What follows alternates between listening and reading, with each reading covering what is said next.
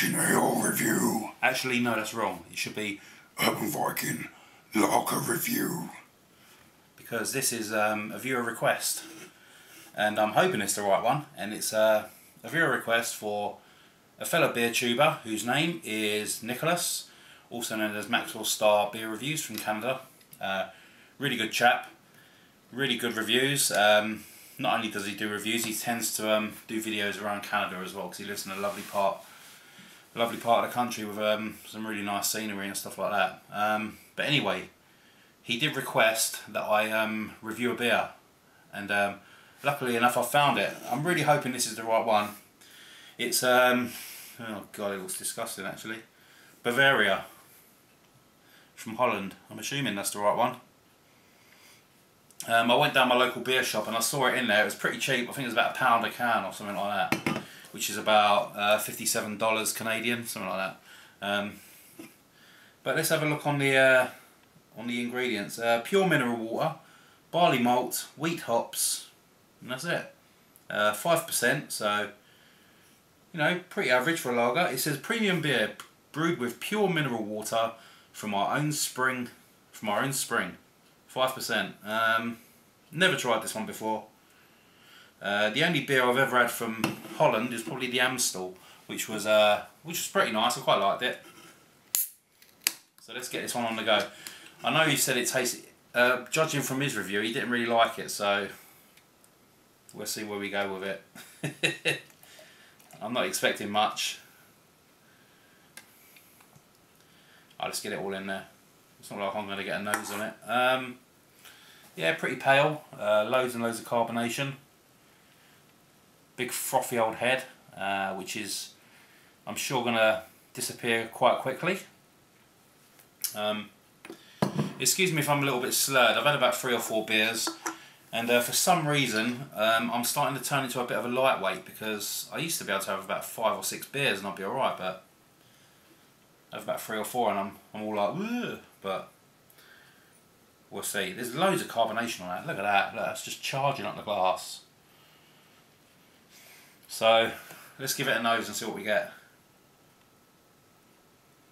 Yeah, very, very typical lager, quite wheaty. Also getting like a wet dog sort of smell. Not very nice.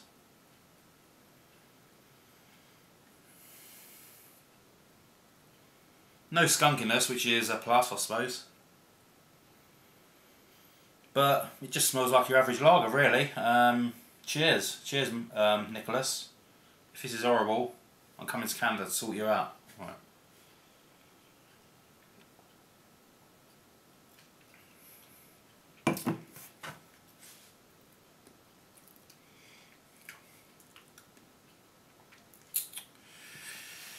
Yeah, what can I say about that?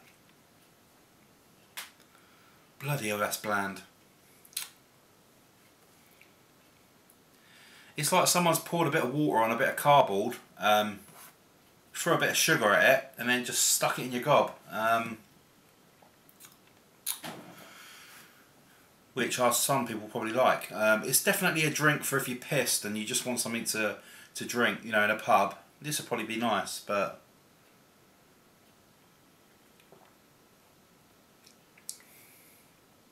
I'm obviously not that drunk because I can taste it. So initially, I mean, it tastes very much like a Coors Light, except for there's a slight bit more wheaty back notes and slightly sweeter. It's quite smooth, but there's far better lagers out there than this. Far better.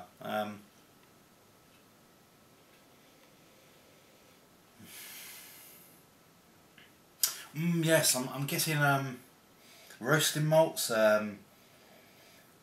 dark cherries and figs and champagne and bollocks, because there's nothing in this, and I'll just pay the quid for this.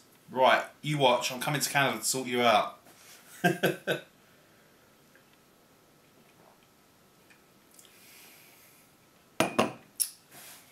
I'll tell you what, the one thing it has got going for it is 5%, which is about average, slightly above average for a lager, and it is quite smooth. There's no skunkiness or alcoholic taste. It's really bland. It'd go really good in a shandy. Add a bit of lemonade. Nothing wrong with that. This is the sort of beer that Lou would like. So I might get a 4-pack of this, because they're only about $2.99 for a 4-pack. So she'd like that. I, however, excuse me, I've got a palate. So Bavaria is going to get 3 out of 10. And watch out, Nicholas. I'm coming for ya. Cheers.